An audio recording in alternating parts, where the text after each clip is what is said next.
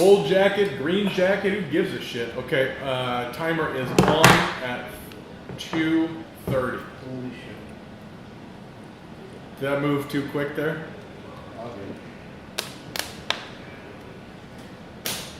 Kobe. I could play for the Mavs. No, you made it. Oh, I did. I hit the ground.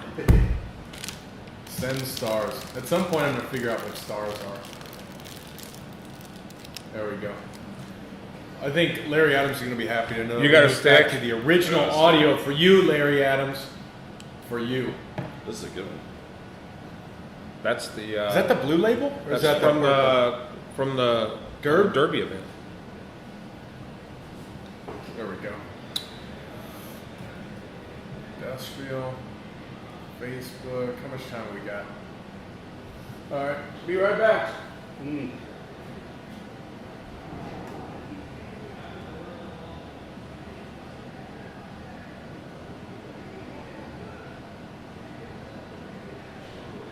This will be interesting. I've never done a podcast other than tasting Bagley's, whatever she had us tasting last time. I was completely hammered. Oh. This should go a little bit better.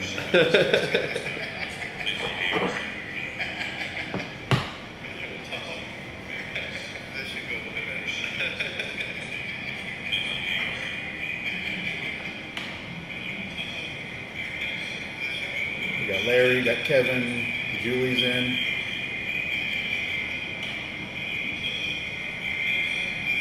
Oh, I'm sorry. Oh no, that's you. Yeah. Jesus Christ. Oh, shut up Jesus. This is what I'm talking I about. just left mine By the out way, there because I knew something would happen and then I would get shit for it. Like, I was Yeah. like, I'm just leaving my This phone is out exactly here. what I was talking about. 25 seconds. All right, you got a glass? Good. Ironically, we were drinking the same thing. I saw him pull it out and I was like, I just brought a bottle of that to my locker. I'm going to crack that out too. Great minds think alike. They think. Can't go wrong with smoke wagon. Nah. 2. W Cuban cigars. Let's go. Let's go. All right. Here we go. Let's go. All right. Boom, boom, boom, boom. A lot of crisscrossing. Did we get it? Chris Brown's applesauce. Oh, double. Yeah, Yes. I've never had a double from Pops. Yeah, that's Salute. salute, salute, salute. Cheers, you guys. Thanks for joining us. Cheers to you guys. It is Tuesday night. Cigar Talk Live. We are live from Frisco, Texas at Industrial Cigar Company back in our podcast room / meeting room / poker room / This is the utility room. This is just the room of all rooms. It is ultra utility. And here's the question. What the hell are we doing here on a Tuesday night, sitting here drinking Smoke Wagon, smoking cigars? Basically you're showing off because Sorry, I that just smoke ragged Wait wagon, to find out. that smoke wagon is a serious stuff. Hey, we have a special guest with us tonight. He is special. He's And special. He is a that's, guest. that's what they say. Garrett Reed, what's happening, dog? What's up, guys? Garrett Reed. Garrett Reed, will you just spew a little bit of knowledge to them, let them know who you are and why they should care? I mean, I don't know if I have a good answer for that, but new member back here in the Atabay Lounge. Newer cigar smoker, learning a lot of knowledge from these guys and making great friends and contacts and just, living life, enjoying it back here with you guys. Yeah. Well, yeah. I had a chance And getting my to. ass kicked by Pops on the golf course. Yeah, well, that happens to a lot of people. But I had a chance to meet your wife during the Derby. You definitely outkicked your coverage on that. Isn't that the way damn out. thing? She is blind and deaf. But I'll tell you what, really, really nice lady. Thank you. You did. Thank you. What's your You're wife's doing name? good. Sarah. Sarah. Yep, she's a nice lady. Yeah, thank you. And she had good ideas right away. She was awesome. She did. And when Garrett would step out of the room, she's like, for a guy that grew up riding to school in a short bus, he's really turned out good. She's put a lot of work in. She Put a lot of work in. Yes. This is the after right Yeah, here. this is That's the after effect. good. So what all are you smoking? You are smoking. I got the principal from the Derby Day right now. Nice. Yeah. That's a beautiful cigar. You are going German on us. Yeah, the no-name German engineer cigars. Good No stuff. nom. No, no. No, I think I don't know what it is, to be honest. If you're watching this, drop a comment, drop a like, hit that share button. Let's get this thing bumped up. We need your help a little bit this evening. I am smoking something that I do not like at the beginning. I'm gonna be honest. That is, this is the old blind me strategy that we have here at ICC. We send one of our staff members into the humidor, tell them to pull the label off, and then we're going to guess what it is. And I'm guessing this came out of the tester bin. it might have came out of the tester bin. Speaking of the tester bins, I'm doing what we do, which is testing cigars, and this new brand has come walking in the door asking us to please buy their stuff. So we are going to test it, and I will let you know if they stand a snowball's chance in hell. Oh, I do have a pro tip for people that are new to ICC, because I hadn't been in a lot of other cigar lounges. Don't be afraid to buy like a 5-pack that's in a plastic bag. They do not suck. They were actually really good cigars. What is it? I learned you that bought- from what the did you Whiskey get? Wednesday. The Whiskey Wednesday, the Grand Habano. Grand Habanos. Oh, They're awesome. They're Did you absolutely get the awesome. one with the red label on it? Yeah. Yeah. Like the red I- and blue label. I threw a bag of those in my up there, golf Chris. bag Yeah. because that thing is really They're good. great. That's the cigars. oiliest, stickiest fly It trap. literally looks like it was Armor All. That thing is, but it's not heavy. It's so nice. It's called the number 3, and I've ordered it as a regular part of our assortment. We got Goodner in. We got, You're getting some style points from William Treadway right now. from what perspective? He said he likes that style. I'm sure it's that Guayabera you got rocking Yeah, over there. it's fancy. It is fancy. Yeah, Looks good on you though. that's the word on the street. So you're relatively new to cigars overall. Is that right? I mean, like, short of just smoking cigars on vacation, I'm probably like 2.5 years in and on like regularly smoking cigars. Oh, but okay. So you're in it. Yeah, You're just vacations though. Like, I mean, and just I was stuck to the Special occasion. Monte anything? Cristos and stuff like that, and the cohibas that you would find on vacation that everybody would be like, "Oh, you have to smoke a cigar," like, Yeah. or golf with clients, which that really wasn't a good cigar experience most of the time because most people haven't smoked good cigars. I kind of learned. Yeah, Along the way. most of the world hasn't actually gotten into really, really good cigars. No, it's just all the common stuff you see, or because Whiskey Advocate or Cigar Aficionado tells you this is a really good stick. I've smoked way better stuff here. Like, this is the first lounge I'd ever been in when I lived over here. Actually, I think I'm just kind of split the middle now, but yeah, this is the first one I'd ever been in. And then it took me going to Ohio last year and trying to find a cigar lounge and then just that experience and going into others, and half the cigar stores I walked into, I didn't even realize they had a lounge. And then when you go in the lounge, it's like, wow, this is like smoking in the back of a bowling alley. It's terrible. In comparison, yeah, you're right. Yeah. But it's been great. I mean, I get to drop a little whiskey knowledge with the Whiskey Wednesday group, which if any of y'all want to like be a part of, we've been doing some awesome stuff like every third Wednesday. It's really good, and these guys give away free sticks that do not suck. So Without a doubt. $20, and you get some pretty awesome bourbons, cigars, good camaraderie, learn That's a little it? bit. Is that the It's- same as the bourbon? Yeah, Bourbon Society, Whiskey okay. Wednesday. Yeah. Yeah. Okay. No, I think we were just talking about, you're just a massive value add to not only just a culture of the shop, but just as a good old fashioned bullshitter. Thank you. I think that every single person needs to have a good old fashioned bullshitter in the crew. I'm just proud to call you ours. Well, thank you. I Yeah. was a little worried I bullshitted a little too much. It might have held me back from getting to hang out with everybody. Oh, I seem to gravitated to some of the motley crew right out the gate. Yeah. well, okay. Guilt so by association up here. we're talking about some cigars here, okay? And we've you see already. Josh's note? That's exactly where I'm getting to. It's like, okay, buying cigars. Question is, where do you buy cigars from? Where do you buy good cigars from? And there is this. I think it's a responsibility that we have to identify how Cigar Bid works and Yeah. how mainstream sampler programs work. Are you familiar with Cigar Bid? I've heard about it. I'm not really. you go in there and it's like walking into like a biannual sale at Costco. It's like, holy shit, I get all of this for this much money? I am. It's a great idea. Stealing the chickens out of the hen house. Let's just go ahead. Okay, Pops, tell us exactly how does Cigar Bid work? So Cigar Bid, in the cigar industry, there are brands that I could refer to as big box, big volume companies. That's Cohiba, that's CAO, that's Monte Cristo, that's Romeo, that's Macanudo, that's all these big brands. There are two companies that are conglomerates. One is called Altadis. One is called General Cigars. General Cigars has Cohiba and a bunch of others. So General Cigars is owned by a Scandinavian company. That Scandinavian company owns General. General Cigars owns Cigar International.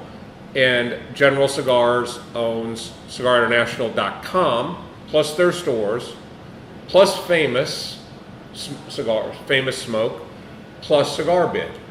So what Cigar Bid is used for is to take their, usually it's Cohiba red dots that you see, red labels, you see a ton of those at what you think you're stealing. But the simple fact of the matter is the stuff that funnels through Cigar Bid, and this is an in general comment because every once in a while they'll filter something else in. Sure. But what Cigar Bid does is what General Cigars is using Cigar Bid for is to get rid of the stuff that's not selling at the retail stores and is not selling in Cigar International's website at the regular price. So instead of doing deep discounts on that product, in a sense making the value of their own brands that their own company owns look cheap, they go throw it out there at really probably their landed cost times 2. They're getting it obviously at a much better price than we would ever get it.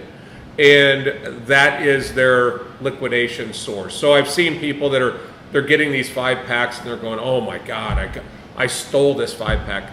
The fact is they paid $3 or $4 a stick for those cigars. In the case of a Cohiba red or a white, they may retail at $12 to $20. And they're thinking they really stole the chicken at $5 a stick. Yeah. The fact is they have a lot less than $5 a stick into those cigars, and that's how they flush the toilet on those products. There's also what was there? There was Sam's. Say that again. Is it also older stuff? Like maybe it's like No. It's old dusty stuff, but it's not old age stuff. Yeah. And it's different because where this stuff is sitting, it's not in a humidor here. Right. Yeah, it's in just old stuff Miami. that's sitting in the warehouse. It's like old just shit that won't move. Okay. Yeah. They have an obligation as a company to keep these factories working.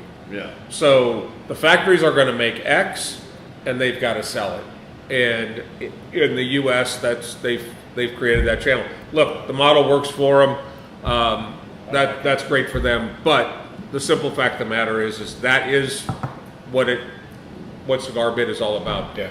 There is these falling auctions that people are trying to catch it on the way down.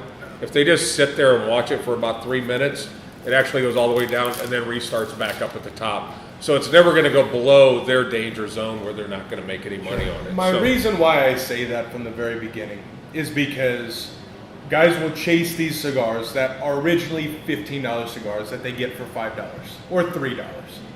Or you could buy a Cabroncito, an Accomplice of any variety. Cigar you're smoking. The cigar you're smoking for almost the same price. And it is right there. It's like the house stick. I give that away all the time, and people are like, "I don't smoke Lanceros." I'm like, "Well, just try it. Like, it's just a longer, skinnier cigar. Like, I know you're used to smoking X, Y, Z. Like, try this." And it's like, "Where do I get that?" I was like, "It's a common house stick at ICC." Like, like it's Common like house sticks, 14, 15-year wrapper on or something. Oh, you're talking the rebar. Yeah, the rebar. And that's but you bring up a good point. When you buy something from us, it's coming from our humidor. It's been properly humidified. Show me a warehouse that can keep the temperature at 70 and the humidity at 70. It just doesn't happen. There is one that I saw when I was in Miami that I got to give it up to, and that's Neptune. There are some quality online retailers that really kill it. And I'm sure Jeff Borshowitz at Corona does the same thing. That's a different. That's a a brick and mortar retail chain that has an e-commerce Fox is platform. another one. Yeah, there are a lot of online retailers you can purchase from. Our e-commerce shares the warehouse or shares the inventory with our customers in the store. So yeah, but if you've got a 100,000 square foot warehouse in Pennsylvania, the odds that you're keeping the humidity right in that is slim to none. No way. See that's I don't know what this is. I'm not going to say it's a bad cigar, but I will say it is not in my palate. That is not. So we were talking about flavors and the whole deal. I don't know what flavors are in that, but that is not. It just is not composed. And I'm going to kick Brad in the nuts if he took one of these failed. You wait for him to stop by. That's what I'm looking for. I'm scanning to see that this bastard got me. I'm not that's got a lot of black pepper in it. I am not a black pepper fan. So you're much bigger, Garrett, into the whiskey side of things. How would you see the comparison between the cigar world and the whiskey world? I mean, to me, they go kind of hand in hand. Like, there's so many choices in both. It's really hard to figure out what you like, and it's really a lot of trial and error. Like, I mean, if it's something you enjoy, you just gotta surround yourself by people that know things about whatever part it is that you don't know. I mean, that was what was so great when I got involved up here is I had spent a lot of time buying hundreds of bottles of bourbon and trying out and seeing what I liked, what I didn't like, and not just chasing the heavily allocated stuff, finding craft distillers. That was really my first passion in bourbon was, I made some really good friends with these up and coming craft distillers that, were, really trying to push it, bring old stuff back, try different things and be creative with it. And I loved that aspect of it. And then Cigars kind of did that. And I guess I got really lucky because the first place and the place that was close to my house that I really started coming into was up here. And you guys kind of do some of that weeding out for people versus walking into a humidor or a shop that is just lined wall to wall, and everywhere there's a pack of 5 or 10 cigars bundled together of try this pack. I mean, how do you ever get anywhere doing that? Like, unless you're just kind of like, I would go buy one stick and one of each and just try something, but stay within a brand even just to see, do I like this brand at all, or is there a certain one in this brand I like? I mean, like bourbon is the same way. I mean, you go through a line of Jim Beam or something like that, and you can go through and do I like any of this? Like, does this have peanut in it? Do I like peanut? Do I not like peanut taste? Do I want more caramel? Do I like spice? Do I not like spice? Do I want something that's really high proof or really low proof?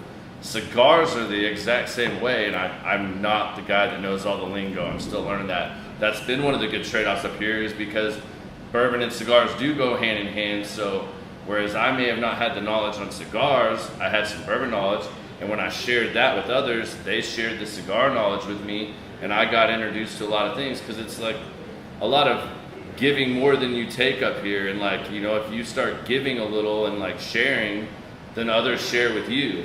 And we'll start teaching you things. So a bourbon question, because I don't drink. So, but I might have unopened the curtains on how cigar bid works.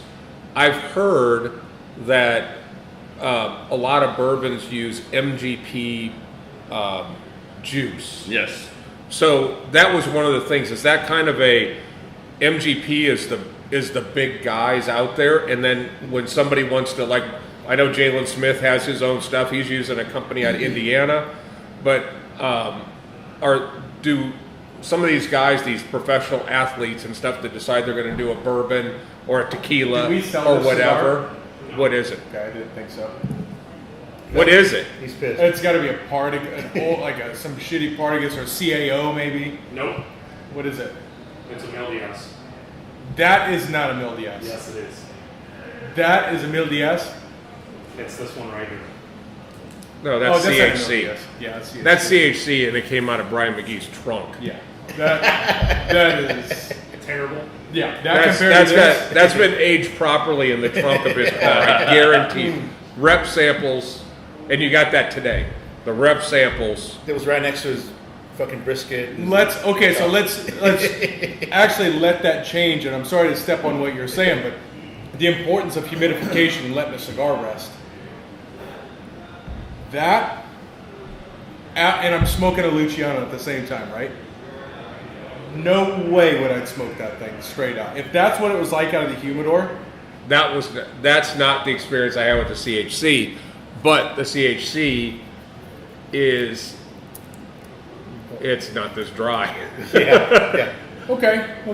So, but yeah, today McGee dropped by some cigar, or yesterday, and Oh, like left the you have- CHC. Yep. Here. No. I know where to get more. No. What is this? Yeah. Here, you smoked that. Have you smoked it? No, I haven't. All right, you smoke it. Thank you, Brad. Thank you. I appreciate you. Well, to answer your question where you're going with MGPI or where I think you're going with that is, I was just wondering, are they a conglomerate that people that want to have product made for them go to them as their Yes. vendor? very, very much so. Okay. Like, so you have distillers and you have non-distiller producers. So like distillers, and they distill their own juice, and that'd be like, Dickel, Buffalo Trace, any of those guys. Like Smoke Wagon, perfect example. They bought a whole bunch of really old MGPI juice and other juice. He's an expert blender. He blends these to get what he thinks is the best product he can make out of it. So you get a lot of these people, like MGPI is like one of the largest. They just mass produce stuff, and they have started recently selling some of their own under certain labels. But for the longest time, it was like you said, just somebody else that they wanted to blend it. They wanted to put their own label on it. They bought the barrels from them. They put their markup on it and sold it under their barrel. But it's still MGPI juice. They play a lot of very tricks on parallel to the cigar space. Same. You want to get a cigar made, there's certain factories that you can go to. Yeah. They'll pull out a whole bunch of tobacco. They'll sit there with a blender, and you'll put together something, Most and were you leave. like that. And you think about a lot of big brands that are out there, Drew Estates being the biggest. They don't they don't have their own farm. They just buy tobacco from brokers. There's a lot of guys, Steve Saka and Skip Martin, a lot of these guys that have, they have cigar brands out there that are well respected, but they go to Nicaragua or they'll go to Honduras or the Dominican and get with one of these big guys and blend a line. Now, where the opposite is true is somebody like Luciano. This would be like MGPI making their own brands. Yeah. Luciano is the farmer. Luciano grows the tobacco that goes into the Mil Diaz. Maybe you guys should do a whole segment or talk about that more, because I would find that very interesting. Like, I did a whole thing with the guys up here on one of the whiskey deals. Because, like, a lot of people will knock Dickel. Like, Dickel obviously hasn't been around for this long, and they just completely suck. Like, yeah, they have a cheaper line that's more affordable. They have all this and that. But, like, the 15-year Dickel, when you talked about athletes and celebrity bourbons, 15-year Dickel, you can buy a Total Wine for, like, $120. Well, Peyton Manning decided he wanted to do his own thing. So he makes his own label, celebrity bottle, Sweetens Cove, and it's like $250. It's 15-year Dickel juice. Like, That's do you go like ahead and say Peyton that one again. Manning's- So I can link that again. Do you like Peyton Manning's label and his name so much that you're going to pay $250 for it?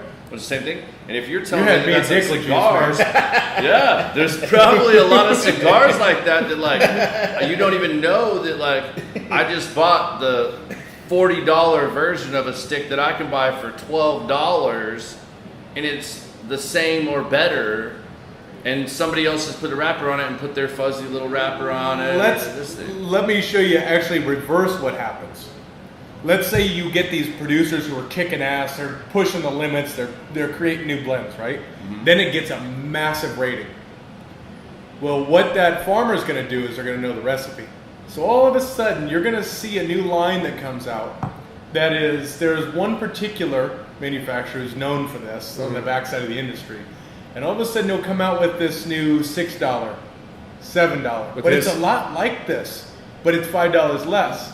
They just run it right under the line. They know exactly what tobacco, what bale, what everything, and they screw them. And there are certain producers, and this producer is a legend and really good. I mean, truly a good guy, but he looks out for number one.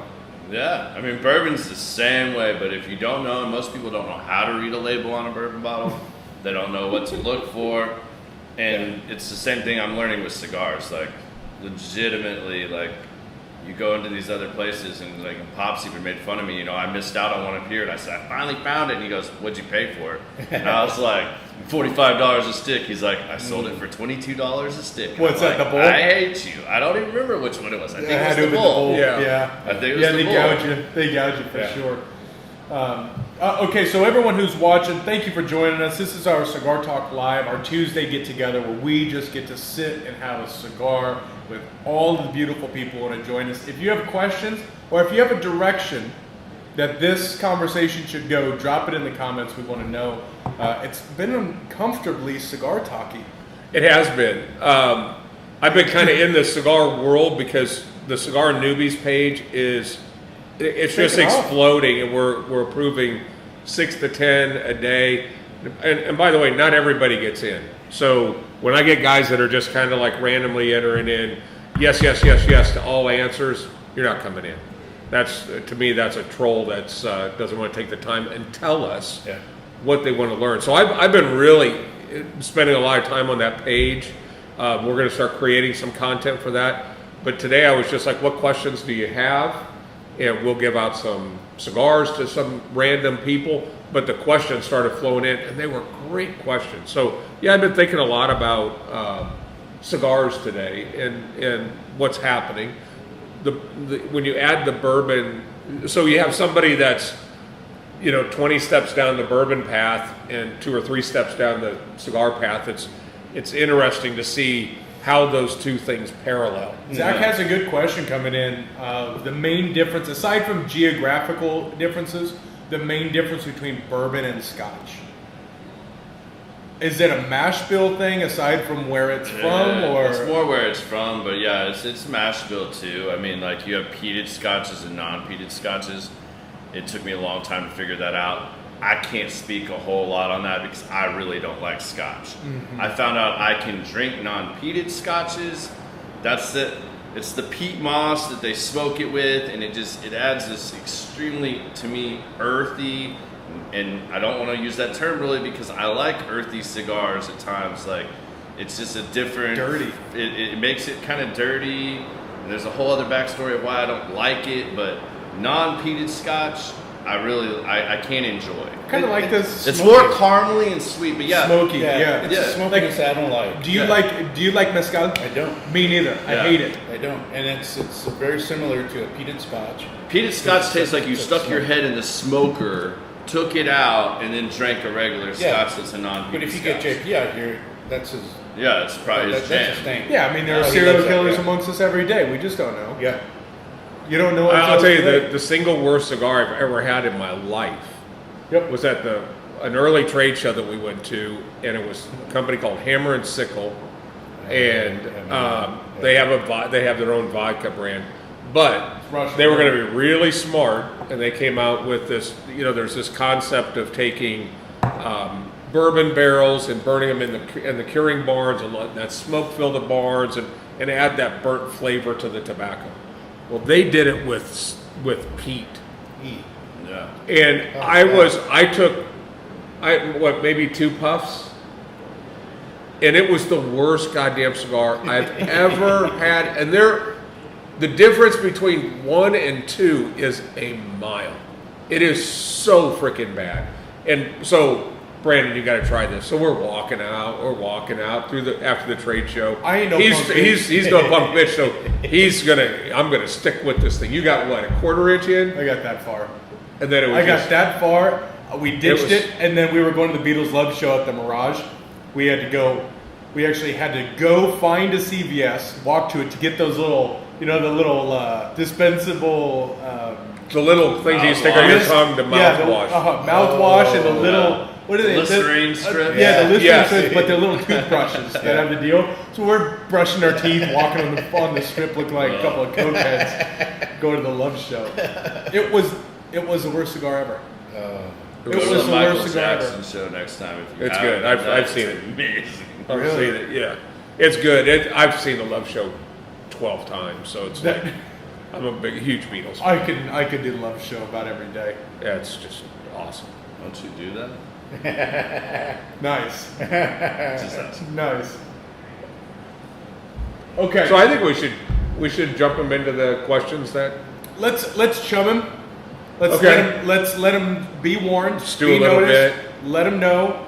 This is a judgment-free zone until you're asked these questions, You're very judged. and then Yeah. this is specifically to judge you. So everybody, put your judges' hats on out there, and Where if do you know you any think good he judges goes? of people, forward this. I think he's Share gonna it. I got go- grilled the first week when I got. I think the it's going to go outdoors. 1-2. I think it's going to go 1-2.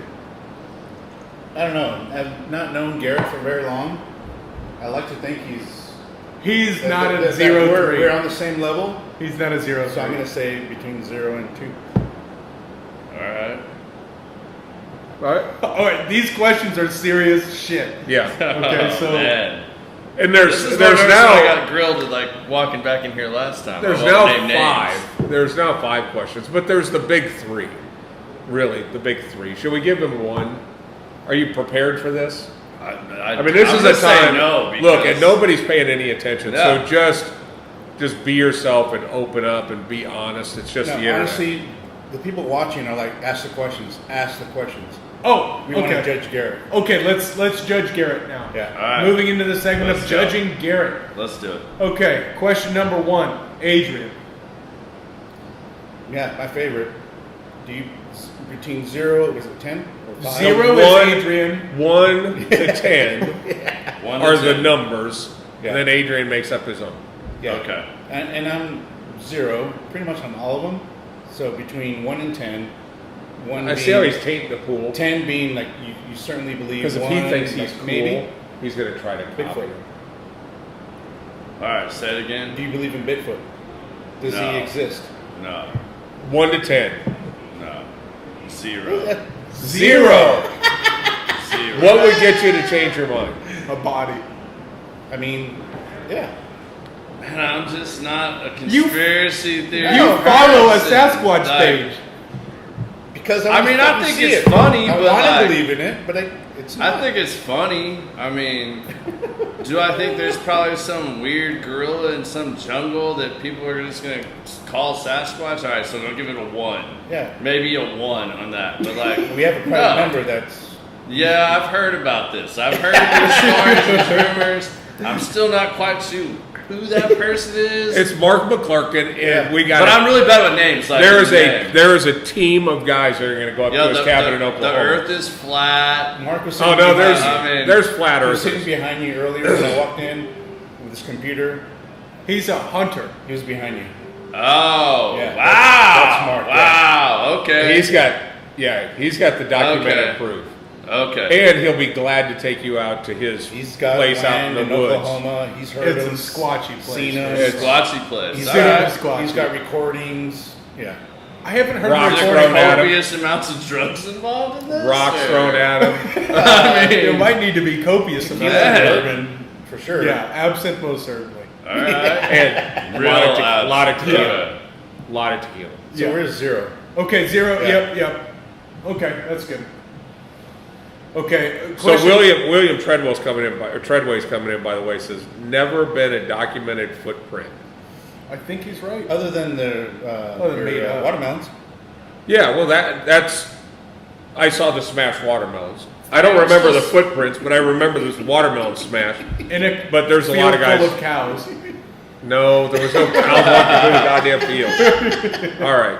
I mean, I'm So, still scarred from when I worked at Chance in high school and saw Shaq Shoe come in and unbox it. I mean, if that's Sasquatch, I mean, like, No. that's impressive. But I mean, I don't know if someone would have to really beat that to like make me even consider this. What is he, 18? That's like No, 24, it's like- yeah, 22. 22, 24, Yeah. something. Oh my It's God. insane. Yeah. it's a Bigfoot. It's a Bigfoot. What are you, 12? 12. And a his normal hand- human being. His It's what- hands like this 10 big. sizes more. I mean, it's It's twice your foot. We saw him at F1 walk out into the crowd, and it was like what Bigfoot would have looked like walking out. Did the I show crowd. you Yeah. the video of him walking through the pits? Yeah. He's enormous. He is from 100 yards away. He You looks know he is fucking huge. Oh yeah. huge. He is huge. Because one of the guys from the Haas team went out to get an autograph from him, and he walked past me. He's my height, and then he gets out to Shaq, and he's like looking up at him, and I'm looking at it at scale, going, "Jesus, that dude is he's huge. enormous." Yeah, it's a giant human He's being. like 5 inches taller than Jonathan Scott. Yeah. Wow. He'd be knocking his head the whole time. You have to duck to come under That's that a 6'8" door. Oh, Jonathan Scott does all the time. He ducks even though it may. But I mean, like, clear he it would out. have to, like, duck. Yeah. Question number 2. All right, let's get it. Which one do you? What do you think? Let's That- go. that- Let's look. go. UFOs. Do they UFOs. exist? Oh, that one's tougher. I'm gonna give that like a 2 or a 3. 2 or 3? 2 or 3. Even with the new naval evidence that's come out from the fighter jets. I mean, I'm more likely to think that the military has stuff that like we don't know about or we don't get to see. That like, Yeah. are they showing you proof of their own like super badass stuff that like they can do whatever with? Like, I'm more on that thing, but I definitely believe there is other life forms out there. I mean, you cannot have a galaxy this ginormous that every year I've been alive, they invent something that lets you see further into space or go further. Like, definitely believe that. But UFOs, like, I mean, why would they just come here and hover and look at stuff? You're not gonna like do anything else and just go away. You're not more intrigued than to just sit and hover and look at whatever. Or play Maverick and Goose with a fighter pilot and just hover over them and give them the finger. I mean, Valid point. come on, like you're gonna do something more. Yeah. Well, how do you know they didn't have that transport thing that they have? I mean, in Star maybe Trek? they did. Maybe Maybe we can't contemplate that. I'm convinced all redheaded actresses, female actresses, are aliens, and I think they probably brought them. Sigourney Hey, Weaver is prove me definitely an wrong. alien. Prove me wrong. It's a good point. That's a good point. And you don't see brunette conventions, you don't see blonde conventions, but there are redhead conventions, and that's where they're all conspiring. This, I'm telling you, Would this. you go to a blonde convention? I would have back in the day when I had blonde hair. Zach Patterson says we are their Discovery Channel. Hey, maybe. Could be. Yeah. Finding Bigfoot and the whole stuff. Okay, and then the third is kind of a two-parter, but we'll start with ghosts. Where do you sit on that spectrum? Like Apparitions, apparition ghosts. physical representation of the spirit world. Fucking bed sheet and all that shit. Okay, so like, all right. I want to make he's sure got a I'm story. understanding this right. He's got a story. I've got a couple of these, but Yes, good. so you mean like Bed actual sheets. like you can see like a hologram that you would consider a ghost, or you mean like You know what? Run with whatever what is most plausible to you.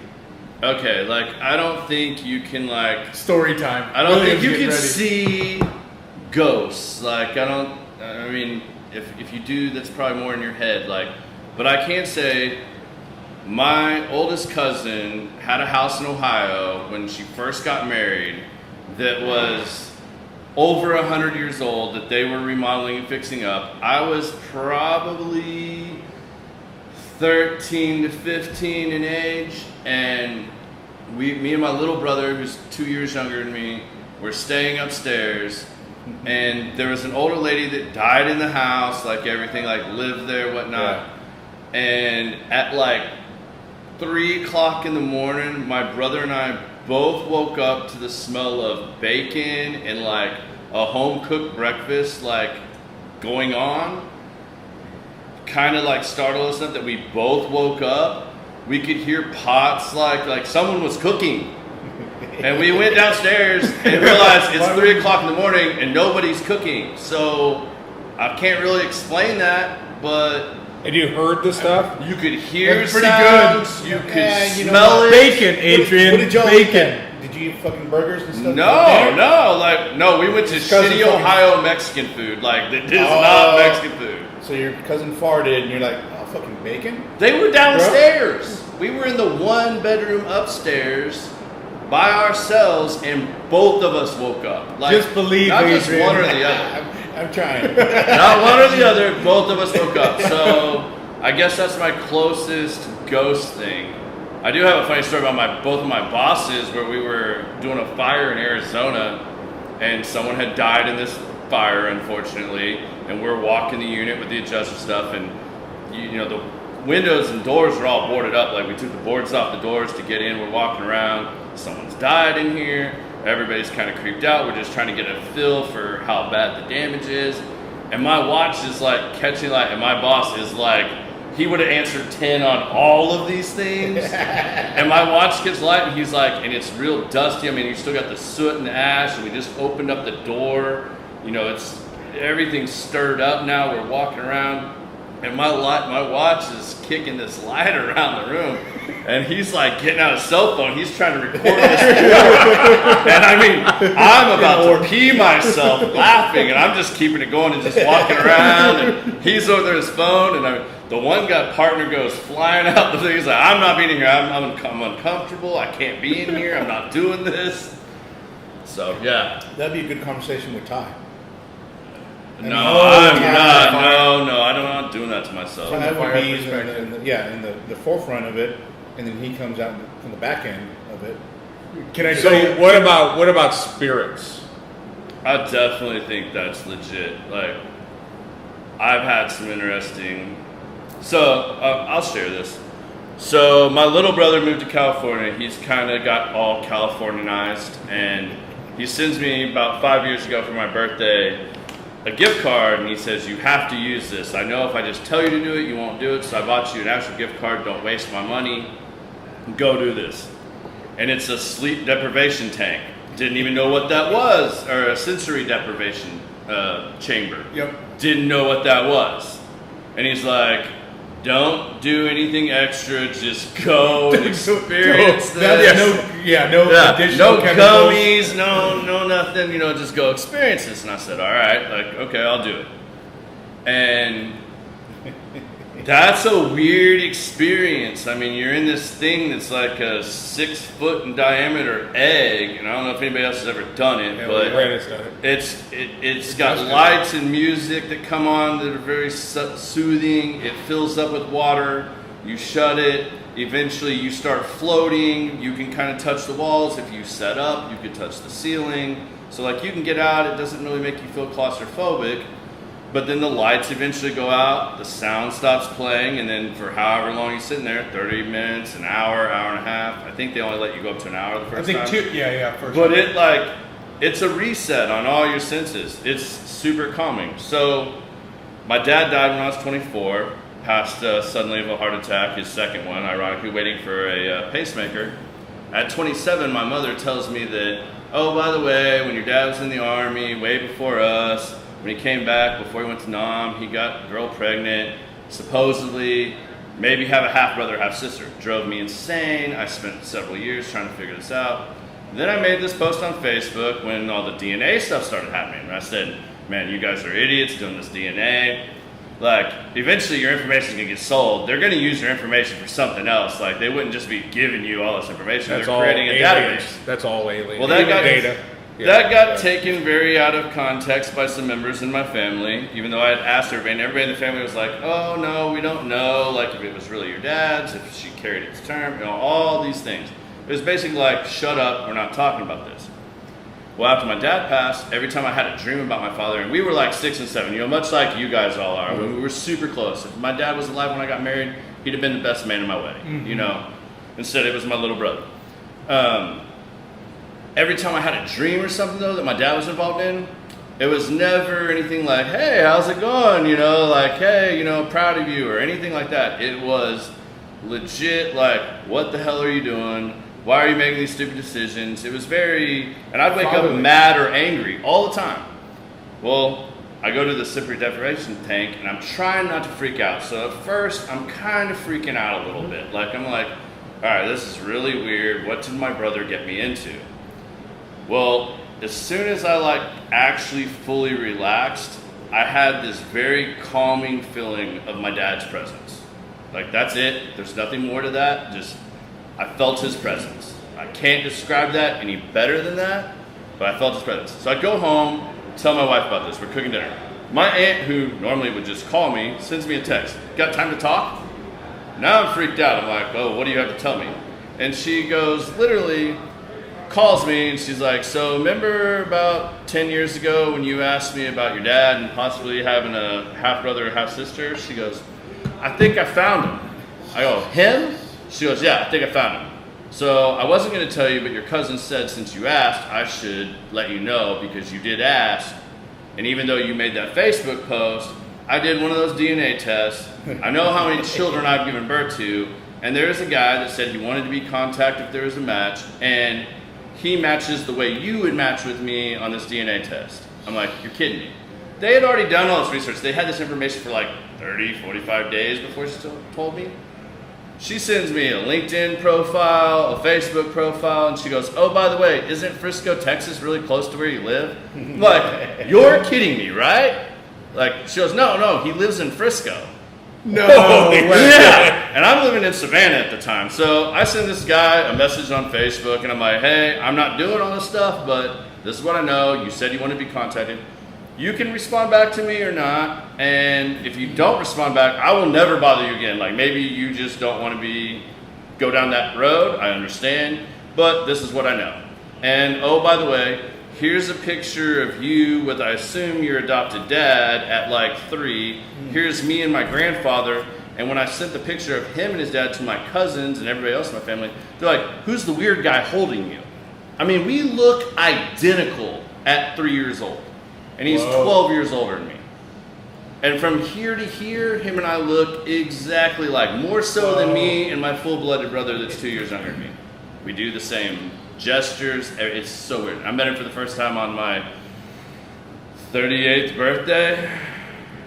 Should bring him up here. Do you still have a relationship with him? Oh yeah, we hang out all the time. He owns some jiu-jitsu gyms. He does sales for some kind of tech company, and they live less than 5 miles from me.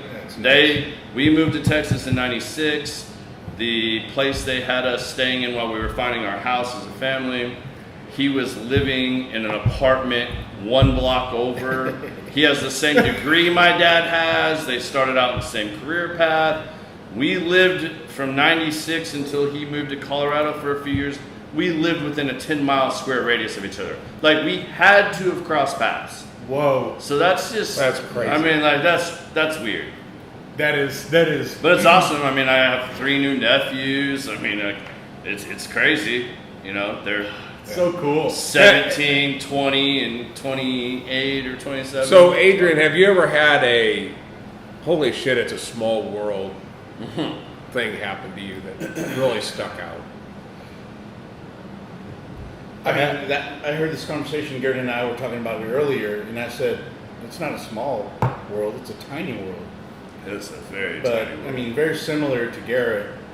My dad was married, my real dad was married like 5 times. So I have brothers and sisters I don't even know. And there's a few that I tried to make contact with, and they weren't having it. So, yeah. I mean, I probably have run... Yeah, probably members here. Have you had a small world situation? Look, you might be going a different direction, but something happened to me on Sunday that's interesting that I was like, yes, Cigar Talk Live, I'm talking about this. So you probably have a small world deal. Take off running on that. No, So Busy was down here, and he knew a couple that was in town from Omaha. They were here for a wedding, brought them in, they came in the back, they hung out in the private lounge. I sat down, started talking to them, and we started with, where did you grow up? What part of town, all this other stuff. Well, we start with, we grew up in North Omaha, to that starting to fine tune, and found out, now he was about 2 years younger than I am, but our house had an alley at the end, behind it, that you pulled into the garage. And our house was 6 houses away from this guy. He lived at the end of the alley.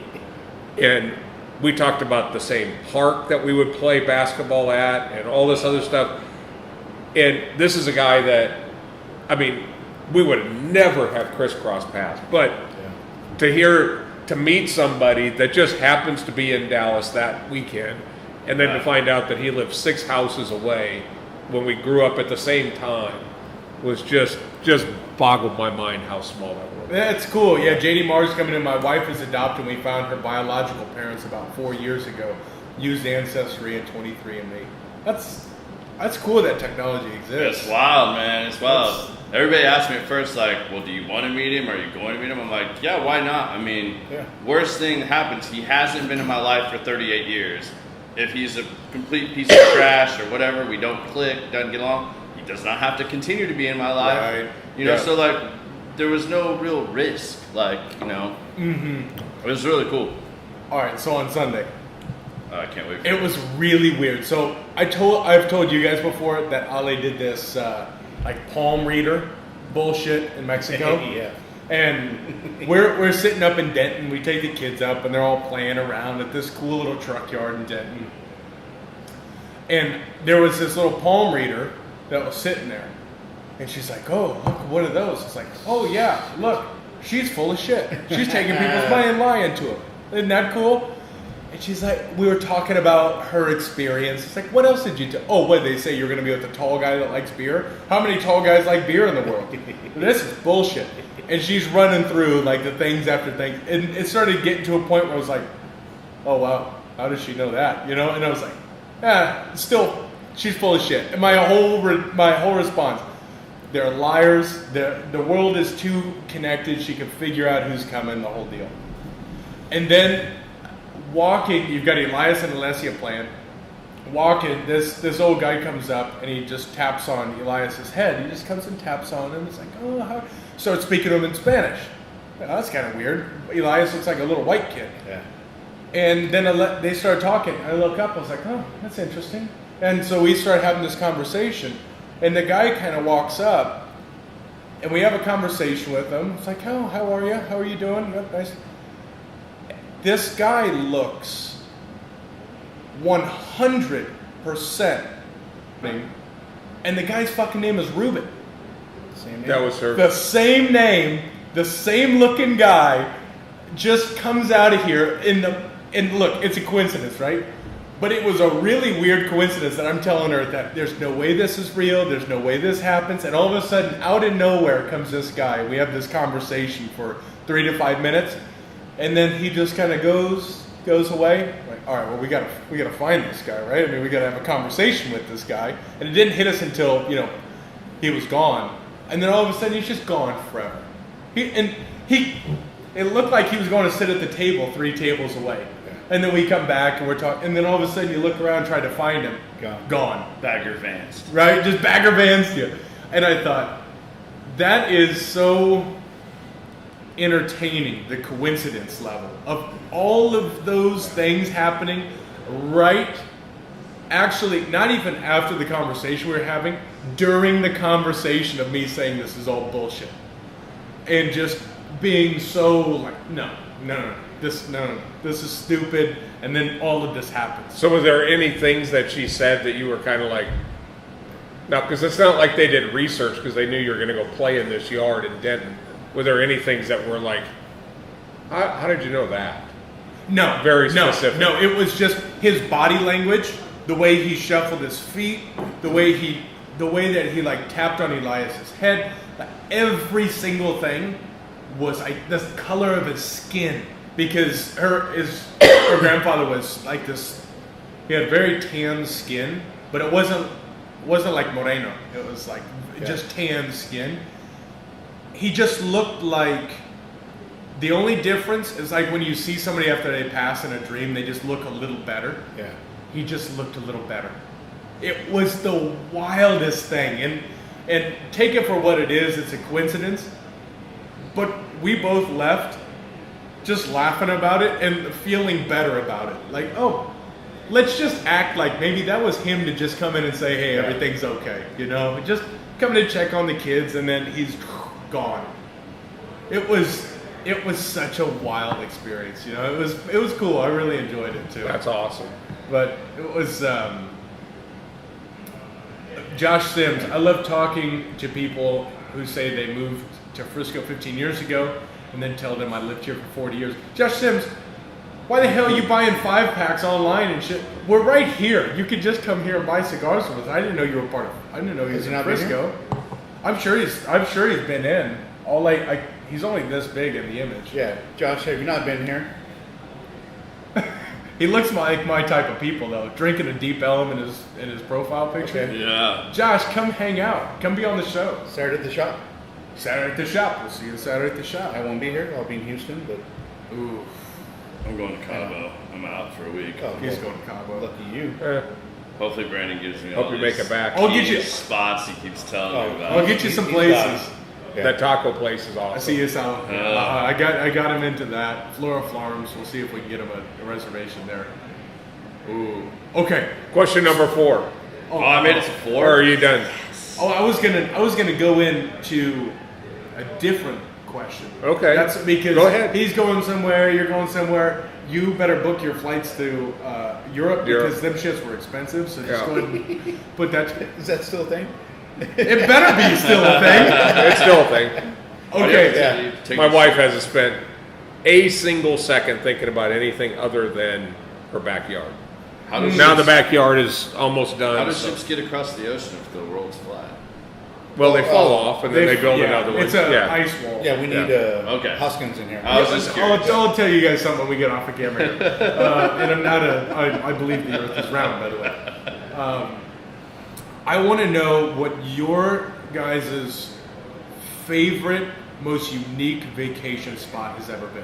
Where's been the best place you've ever been that maybe you don't want to go back to because you think it would change from the first time you've been there? Ooh, do I have to answer it with the last caveat you added because I don't know, man.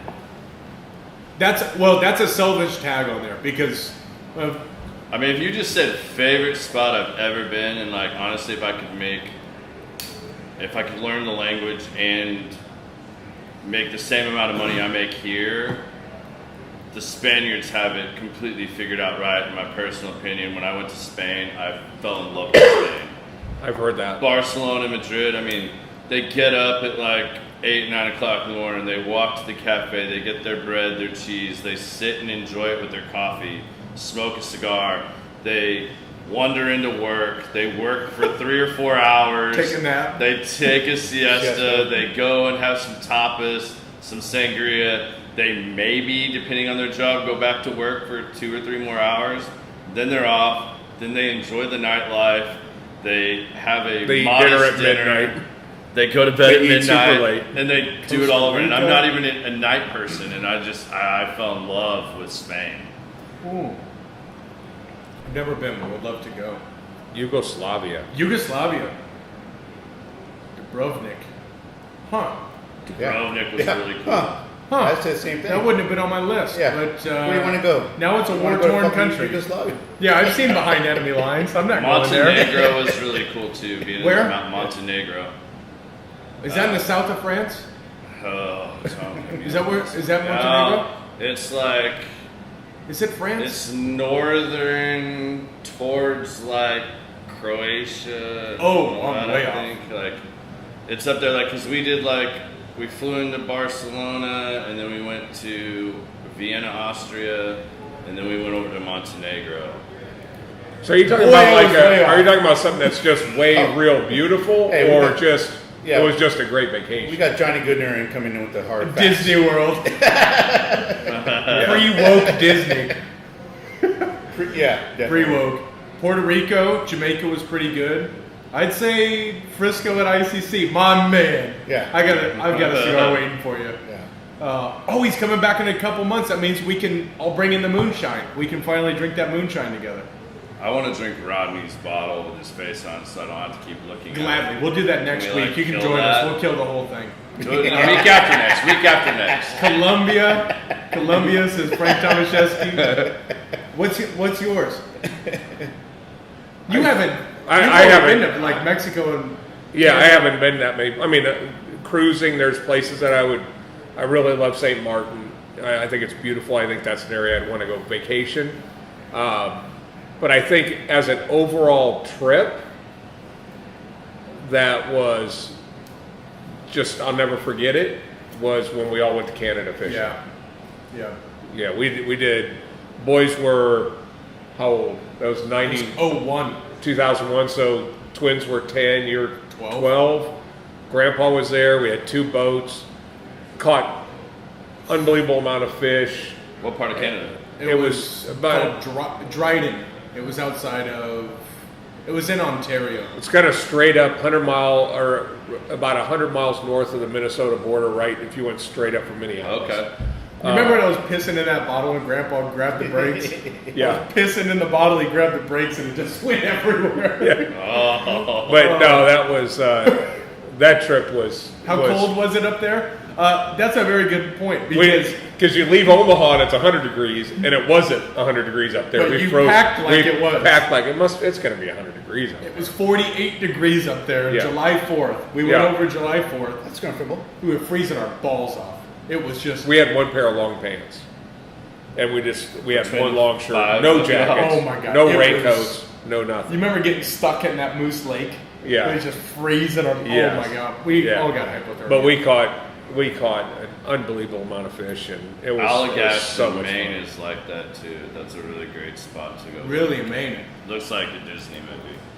Really? Yeah. What's the name of the place? It's the Allagash, I believe is what it's called. The Allagash? mountains up in Maine. It's like on the border of Canada and Maine. I went up there when I was like 13 with some friends when I moved to Connecticut. It's absolutely amazing, beautiful. Until you see a bear across the roof the is leaking at the American Airlines Stadium. Is it really? Yeah, Oh, that looks specialty contractor. beautiful. There's Wow, only 2 that's that do that. beautiful. But we're winning 62 to 47, so we're good. So we've got good Lord. Yeah. I hope KO's watching that. He's Alaska gonna say it's fishing just because trip? we're Oh, winning. he's in Puerto Rico. We have yeah. coming in from the desert wasteland of Hobbs, New Mexico. Anything below 70 requires at least a hoodie. Silver Now you've been fishing- all over the world. You've been to Thailand. Myanmar, You went to Bagan. Iceland. I will say probably the most unforgettable thing is because Northern Ale Lights. isn't working right now, or isn't watching right now. It's seeing the Northern Lights in Iceland. I want to do that so bad. It was as close to a religious experience as you can have. Just getting out.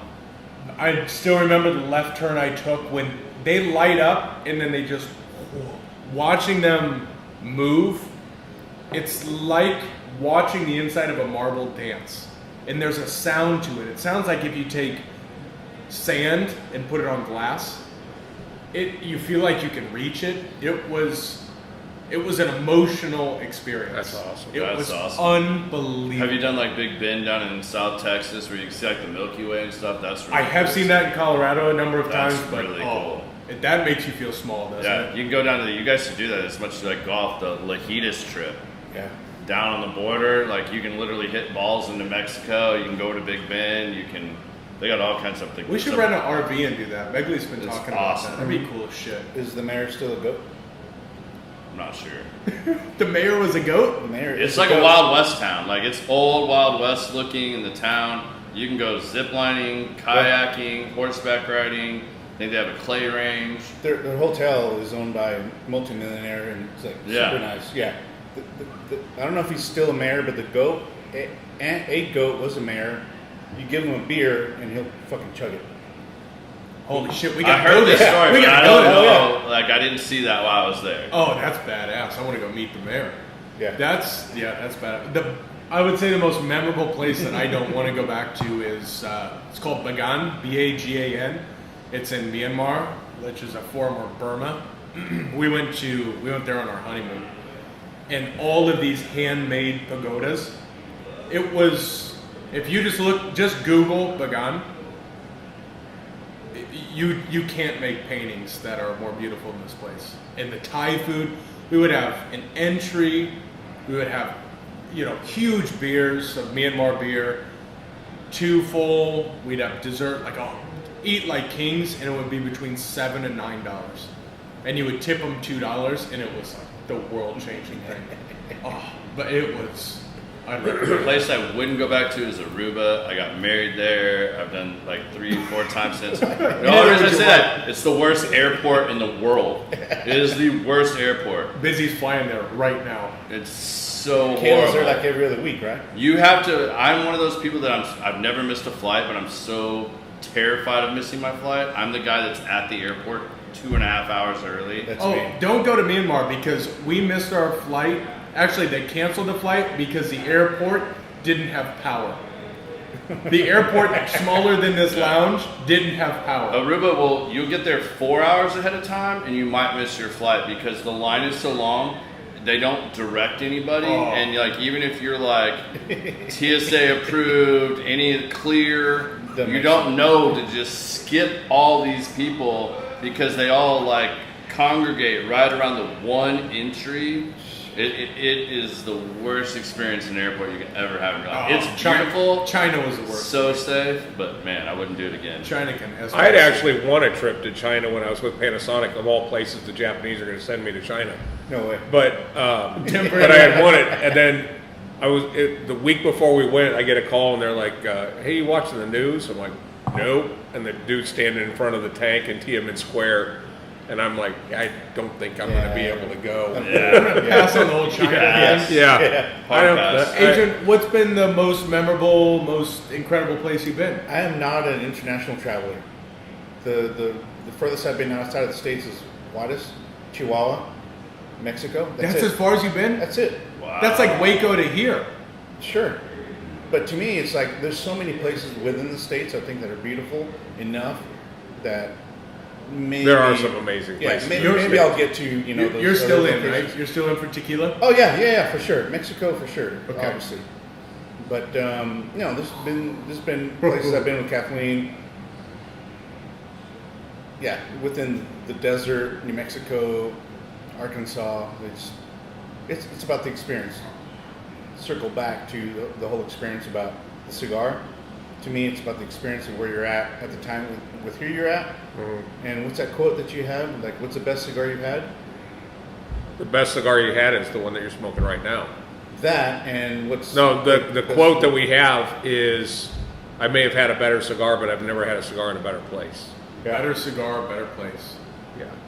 Coming soon to ICC is that litany I on. like Yeah. that. I No, like it that. was cool. We did that in Cabo, as a matter of fact. Yeah. He had that in Cabo. Yeah. And when you're driving, you'll go past El Tule, which is a big, long bridge if you go down to the city. If you take an immediate left, you can go and hike this deal. I don't know if you can anymore, but just watching the whales run, watching them breathe. We went up there before the sun came up, and I was sitting there. We had these Cuban cigars, and it was just he had this group of guys that were with him. He sent them all back. It was just me and him sitting up there, maybe 600 feet, something like that. We're sitting there, and the sun's coming up. And the whales are breaching in the bay. Yeah. And I just said, and we knew we were going to open the shop. We hadn't opened it yet. I said, I've had a better cigar, but I've never had a cigar in a better place. And he's like, that's it, write it down. You know what's funny is Yeah. it was still 4 years. It was 4 years still prior? 4 years prior. We were a couple years into the journey. Yep. 4 That's years awesome. prior that That's we good. realized we knew we were going to do it. So, that was really cool. That was unforgettable So stuff. Zach's coming in talking about Hot Springs, Arkansas. Pre-COVID, we went. I was doing research about going to Arkansas, and Hot Springs is one of the places we were going to go. And then I saw this place in Eureka Springs, Arkansas. God, I want to go there so bad. We rented this Airbnb, which is a tree house. Tree houses. Yeah, it's a. They have like 10 or 12 of them. Is this the place where they have like 10 or 12 of them? You have to put them like almost a year out. I mean, maybe this one was only two. It's a shipping container. Okay. There's only two of them, built into a tree essentially, and it's, luxurious. Yeah. You walk in. It's only made for adult couples, no children. Yeah. So you walk in. There's A and B. We took B, and it's like it's overlooking the lake, the sunsets, the sunrises. Beautiful cigars, out in the little patio. Do us a favor. Just give us a thumbs up if you want us to keep rolling, because we're still holding right now. Yeah. And this is too much fun to walk away from. So If you guys still want it, just stay in. You know, comment. I don't really give a shit, to be honest, because this is pretty cool. Yeah, it's fun. Well, I've got you hooked up for the Sprinter, and all you got to do is get 3 other bike riders and go head up to Arkansas. Oh man, There's great golf up there too. There's like 12 courses right around Hot Springs. That is mountain bike capital of the world. Yeah, you can do that? That is the mecca. But there's the treehouse, like he was talking about. There's also one where there's like 10 or 12. They're all on like a couple acre lots. You have to book them about 8 months out. Thanks, Frank. They have hot tubs on the like treetop jacuzzi decks, and you got your own private little setting. This motherfucker had a hot tub They're inside. amazing. Yeah. Oh, There was one time that we stayed in Jerry's house. He has just the main house had, I think, 30 bedrooms, but it's the highest house on Lake Tahoe, on the mountain. And we were sitting in the hot tub, and the hot tub goes out over the deal, so you're kind of out hovering. And we're just sitting there smoking cigars in this hot tub after playing golf that day, but we're out looking over, the ski lifts are right behind us from Heavenly, and we're sitting there looking over Lake Tahoe. And It's the best snow I've ever seen. That was pretty cool. That snow is unbelievable. And Lake Tahoe, oh my god, incredible. Did you get to see like the Himalayas when you were over? No, we didn't get that far. We went to Thailand. I didn't enjoy my experience in Thailand, but we didn't get that far up. No, we went to Thailand and then we spent about a week. We actually lived on a boat in the Andaman Sea, and just did scuba diving and all that. But it was we didn't get all the way up to the Himalayas. Okay. No, it's okay. So where's a place? Tomaseshi come in. I'm not sure if that's a thumb or not. Wait, that's not a thumb. That is not a thumb, Frank. Thank you for the feedback. I appreciate your attention. Frank's the fan. Yeah. Oh yeah. Frank is a man. Frank, I couldn't ask for a better neighbor. Have you met Frank? I don't know if I have or not. I'm Frank terrible the with Tank. names. Frank the is Tank. awesome. Terrible Brandon's names. neighbor. He's my neighbor, and I love living next to this. I'm sorry, Josh Frank, you have to live Josh next Kim comes in with a winner. Where's the one place you smoked a cigar that you'll never forget? So obviously for me, that time up on the hill, but Bypass that and go to the next. I'll bypass that. I was sitting on the deck at the clubhouse at Augusta National, smoking a cigar, looking over the golf course. Wow. After a day of playing golf at Augusta National. Wow. I got to play there 3 rounds. But No that way. night it was perfect. Sun was going down. This fleet of Tell about us yours, 15 Josh. mowers go out to go cut Oh. the grass, and I'm sitting after having this great Smelling meal the grass. and just sitting up there smoking a cigar, going, "Yeah, gotta be kidding." And you've got to have some respect for those mowers too, because those are Yeah. the best. It's weird, but those are the best mowers, right? Yeah. Those guys are talented. Yeah, there has to be an energy about It's that. the most perfect landscaped Anything. piece of property I've ever seen. Not one blade of grass is taller than the other. It is unbelievable. Man, that is a tough question, Josh Sims. Yeah. What has been yours? I'm gonna have to say, after I just trashed Aruba a minute ago, I'm gonna have to say my honeymoon in Aruba with my wife when I outkicked my coverage. Like Yeah. smoking my first like legit Cuban in Aruba on my honeymoon. I'll never forget that. I don't think I've been smoking cigars long enough to have like traveled. I mean, obviously COVID and everything else has wrecked that. This is our first vacation in 5 years, so I'll have to. I would say where you should go? What's Down that? there, it's called Mona Lisa. Okay. It's in Cabo. You have to drive a little bit to it. Yeah. But there's a sunset that it's unbelievable. You can smoke a cigar outside. That will go on your list. I promise you. I promise you. I loaded up my box. I even got me one of the new Life Pods so that hopefully TSA won't destroy my stuff. Just be careful with your lighter. Yeah, I'm not taking a don't lighter. take a lighter. I'll Take a buy Bic. a cheap torch. Take when a I'm Bic. there. Take a Yeah. big, yeah. Take a big, some big matches. one. Well, my wife smokes cigarettes, so I'll roll with that if I have to. No, Bic is good. What I realized when I lived in Cabo for a little bit was the best way to go with TSA. We started bringing a lot of things into the country. Yeah. Projectors and all this stuff. And when they started, when you hit the red button, when you hit the button and it goes red, you can actually beat TSA by moving as slow as you can. It's going to be painful, but if you move as slow as you can, they'll let you just leave. So if you just put the bag up as slow as you possibly can and then unzip it, they'll get through one bag. You can bring whatever you want to that country.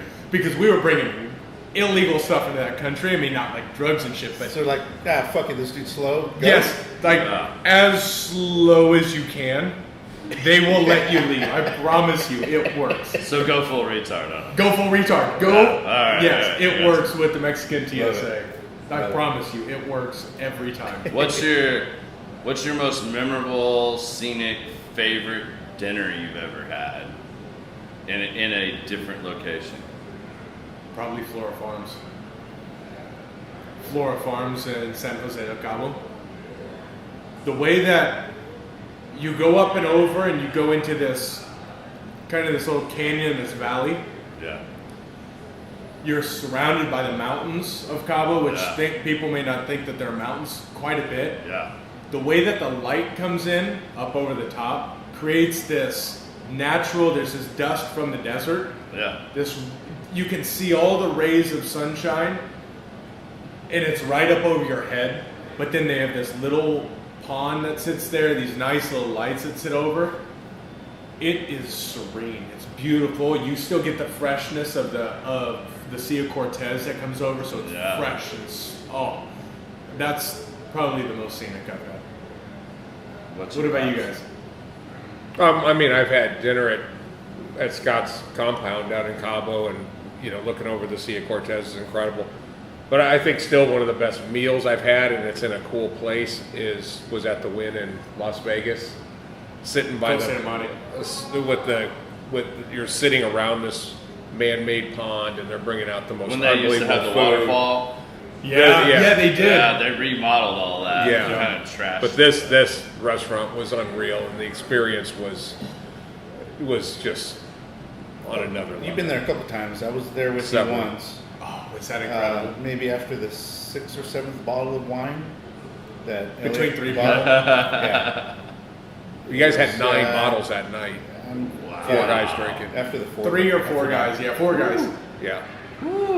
It got to a point where I had an idea of what the dinner would cost, but I had to figure out, am I going to throw this up in the pond and be disrespectful, or am I going to just go quiet and choke this down for a while? I choked it down. Yeah. That was Food After was the 3rd time of getting the black truffles, like shaved off, like Oh man. salt-crusted fish. What's yours, Garrett? Mine's Montenegro. Montenegro. I had no idea what to expect. I didn't even know, obviously earlier, I didn't even know where Montenegro was. Like, my Still don't. in-laws planned this whole trip, and we went along for the ride. And we ended up, my wife and I had said we wanted a night where we got away from all the family, just had a dinner to ourselves. Whoa, look and at Montenegro has these beautiful mountains that come, it's straight mountain, road, houses, Look at that. beach, and water. Gorgeous. That And, is beautiful. They had this hotel that had this pier that went out into the ocean, and Serbia. It by was- Kosovo's. Oh, yeah. it's north of Albania. North of Albania. Oh, so okay. yeah, So Italy- Italy's on the other Other side. side. yeah, and so we're Look on at this that. mountainside, right on the bay, on this God, how cheap ocean is that? front, and we just drank wine and had the most amazing paella and all this other stuff brought to us. It was one of those where my favorite thing to do is just tell the chef if this was my first and last time ever here and I was your family, what would you want to make me? What you make my dinner, you start to finish, just you pick it, go for it. And that's paid huge dividends when I've traveled, because you don't know what you're gonna get, and it's a whole experience, and they'll take you through it. It was amazing. I mean, we had a little incident because the whole country shut down at a certain time, and the internet and everything went off. So it was like almost impossible. Like my father-in-law had to come, I had to like get cash and like their cash to pay them, and it was insane. But it is definitely like the most beautiful place I've had a dinner at. Lugano's pretty as well. You should go to Lugano. Lugano would be awesome. Lugano. Oh, what about you, Adrian? Going back, I think we started this conversation with your favorite place to have a cigar, right? Instead of dinner. I've been smoking cigars for 30 years, and that's a long time. And again, I'm not an international traveler, and I've been to some pretty nice places to smoke a cigar, but almost coming up on 5 years ago, it was sitting with this dude, and we connected through Instagram, thanks to my wife, and we had a meeting. We sat down in the private lounge, and we just sat and talked. We smoked cigars for we talked for 3 hours. We talked about what your life with your dad, stuff with my life and my dad, and here we are almost 5 years later. That's awesome. And it's a great relationship. You discount it because we see it every day. Oh yeah, right. Sure. You discount the value of the lounge. Yeah, but I mean, when else do you get time with the Frakes family for 3 fucking hours? Yeah. And have a cigar, multiple cigars. I'm sure we had. That's where the whole lounge is, though. That's what I love about this place. I mean, like, even when I was in Gin Pop, as Ty likes to call it. Sorry, Ty. What does he call it? Gin Pop. Gin Pop. General population. He calls it Gin Pop. It's like, even out in the public lounge, like, it's just, I mean, like, I made so many friends, and like, I mean, you sit and have these conversations, and they're real, and everybody has respect for everybody, and then you like kind of just evolve into the family, man, and it truly is a family place. I mean, I absolutely love it.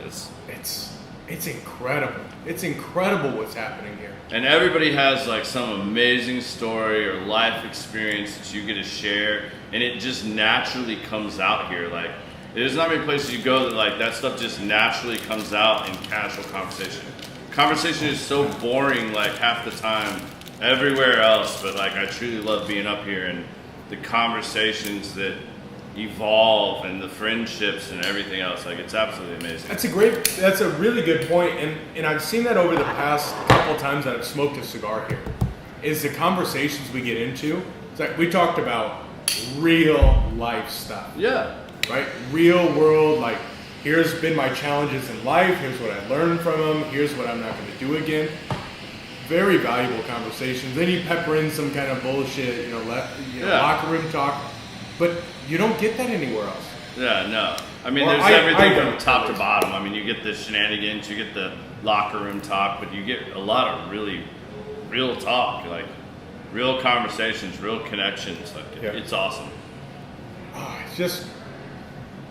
it's incredible this life we live. It's if you let it be, it's gonna be all right. Mm-hmm. It really is a cool thing with all the nonsense that occurs from a day-to-day perspective. You hop onto a social media feed and you're pissed off by the time you get done with it. But then you can come into a place like this and then you leave. There's a certain ring that leaves. It goes away. Yeah, it goes away. It goes away. Mm-hmm. That's a good way to put it. And something else comes in its place. Okay. And maybe you leave and just go, okay. Yeah. But you leave better than you entered. Yeah. It's a really, really. Yeah, I don't know how y'all created that, but it's absolutely amazing. Because of guys like you, Adrian, it's the people. Yeah. And having to make the difficult decisions of, many places can put up a good-looking place, but being prepared to fire your top spenders and create a culture, it's difficult. Yeah. It's difficult, but it's man. We've always opened under one simple principle, which is everybody's important, but now one person is more important than the enjoyment of all. Yeah. So if you do get that rock in your shoe, sometimes you have to shake it out, and we've had to do that. But but everybody has a better time because of it. Yeah. So And even those difficult situations, you look at, we've had people who spend close to $100,000 a year that we've had to say, this isn't for you, this isn't for us, we appreciate it, but we're going to move a different direction. That's a difficult situation. That's a really tough conversation. Right? I mean, that is a marked difference. However, when you have that person come back in and buy a box of Byrons and who's been fired, yeah, they don't stop buying the cigars, and Yeah, I mean, that it's- works out good too. But You're right, but at the end, it's something that you have to create for the culture. yeah, no, And so totally. hopefully that's no the one, passion over profit. exactly, and hopefully no one sees the rocks in the shoes, or at least sees that the rocks are out. Well, shit, now I want to have a cigar with Brandon. Me Come too. on. I want to have one with Brandon and Pops and Adrian in some exotic place. Like right here. So Yeah. JD's never been here? JD, I have you believe he been? has. Yeah, he's up in Paris. Yeah, that's like an hour and a half away. JD, it's like Salina is halfway here. Go to Salina. We'll hang out in my patio, and then we'll come here. No, I'd love to have a cigar with JD Morris. Yeah. Would love to. This is, JD, you have an open invitation, please. yeah, without a doubt. Yeah. I mean, it's I think he's involved with Gary Flynn and the guys up in Paris that are opening Rigby's, and Rigby's. That's that was a It's a good great name. opportunity for somebody that was going to get into the space. They came Yeah. and spent some time down here. We spent time with them, Sure. sharing whatever we could share with them that would help them. And You've done that we're multiple times. multiple times. And, But and all those shops are, yeah, it was so great. humbling to hear 6 shops had opened because they watched what we're doing, Yeah. and that motivated them to start a business, Yeah. which is great. And then now they're in it, and they're finding out it's not as easy as it looks. well, Yeah, and I appreciate, I'll name Capital for one, because they still give props to y'all. Right. I haven't seen others, necessarily give the recommendations that, that y'all gave them, but Capital for one in, is it Omaha? No, or- he's in Lincoln. Lincoln. Nebraska, Yeah. right? Yeah, in fact, he'll be here tomorrow. Nice. Who? Tony. Tony will be here Yeah. tomorrow? Oh, shit. Yeah, so Tony and Austin, great. Oh, Yeah. great. Paul West is going to come back down. So Let me ask you something. Yeah. Because you're relatively new Okay. to the Out of a Private Lounge. Yeah. You've been smoking cigars for going on 3 years. Adrian, this goes out to you. If this is your business, what would you change? Ooh, that's a tough question. It is tough. It's a real That's a real tough question. I don't know, because I had this conversation with Andrew the other day when we were golfing together, and it's tough because I had a different perception of what it meant or what it would be to be in the back and in the private lounge, and I thought I would still spend equal amount of time in the public lounge, and I always said I would, and I'm probably guilty of not doing that as much. But there's always certain things you want to like get away from out there. Like there's just conversations like when you see what's the family that is the private lounge and you have those conversations, it kind of lessens the conversations in the public lounge to a certain degree. And I mean, obviously there's people that you wish there was enough space where in the private lounge, and you understand that, but I mean, like, then you hear all these different things and like OGs and this and that of the private lounge, and you hear some of the complaints, but like, it's also business. Like, I think one of the number one things I've heard was like, so when there is private events, like, why? Because we are in the private lounge, why are we not just automatically, now I gotta fight for my seat in the private lounge and stuff. And it is more money to be in the private lounge, but I kind of look at it from a business standpoint too, like, cool, I don't want the private lounge monthly membership to be $1,500 a month so that I just get carte blanche with all these events. The events are extra, like, is that really why you are here, is just for the events? I don't think so when it really comes down to it. So is it just that's something to complain about? Like, or do you really truly want that, or like do you think that like that should automatically get you like a lesser price on a VIP ticket or something like that. Sure. Maybe that's the solution. Maybe, you know, like to where you're still getting the money, but like if you're a member back here, then maybe like that. But I think you guys offer that. So like, Yeah. I don't even really understand that whole concept because like it's still very affordable to be a private member if you're so lucky to have gotten selected to do that. Yeah. And and I'm not like downgrading the public lounge either. Like that's awesome. That was like my home for a year and a half, 2 years. You know, like and there's great people in the public lounge. Like I'm not knocking that either. So it's like it's kind of a weird feeling where you get caught up in it because like there's still, and I still go out there, but like it's just different. Yeah. I don't even really know how to explain that. Like I keep trying to because you guys all of the freaks keep asking me this question, and like I wish I had a really great answer. But we want to improve. Like we Yeah, want to I be the mean, I best know we you can do, be. but you created something that is really, truly so great. And I'm not just saying that because I'm sitting here with you on a podcast. Like, it really is. Like, I've made more quality friends in the time I've been up here than I can say about a lot of things in life. I mean, it reminds me of the conversation I had with my dad when, you know, you're in high school and you think you have all these, like, great friends. And your dad tells you, you'll be lucky when you get to my age and you can count your true friends on one hand. And I'm like, I got all these friends. What are you talking about? No, and every year you learn and friend groups change. And as you get older, the dynamics change. People have different life experiences, so that changes. But back here and at this lounge, like, man, I feel like I have met some of the most quality, true, good human beings from all walks of life. People that I may or may not have, like, you know, had the opportunity to meet or that I would have, like, associated with just out the gate or had something like a cigar to share in common to start a conversation, that just happens organically here. So you guys have done such a good job of, like, making this stuff happen organically. Like, I don't have a good answer for that, like, at all. I really, truly don't. Adrian, what's yours?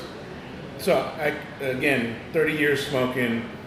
I've been at a few lounges. I spent 20 years in San Antonio. They have cigar lounges out there, but nothing compared to what y'all do. Right. So, to me, I have no complaints. Everything that you do is like extra to me, and I appreciate it and enjoy it. And I'm sure just like every ICC member out here does. If you're not an ICC member or you've never been here, you need to come here and appreciate that. Mm-hmm. Come be a part of it. It's really, really, truly cool. I mean, I was in a family where we moved every 3 years. So growing up, you were making new friends every 3 years. So like, that's something I've always thought I was pretty good at. But like finding quality at this day and age, like quality friendships and quality conversations to be a part of, that just happens organically here. It's really awesome.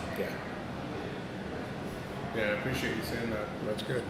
I think the feedback here is just keep doing what you're doing. Yeah. Yeah, we'll keep pushing. Yeah. We'll keep pushing. Keep We've pushing. got Please don't kill Derby Day. Please don't kill Derby Day. That was so much fun. Wait till you go to Halloween. No, I know. Have you I been know, to Halloween? but- No, I have not been to Halloween yet. Oh, that's but if we're gonna do shit. one event. If we do one event all year, it's Halloween. I will try to Halloween. fly back early enough to be here for Halloween.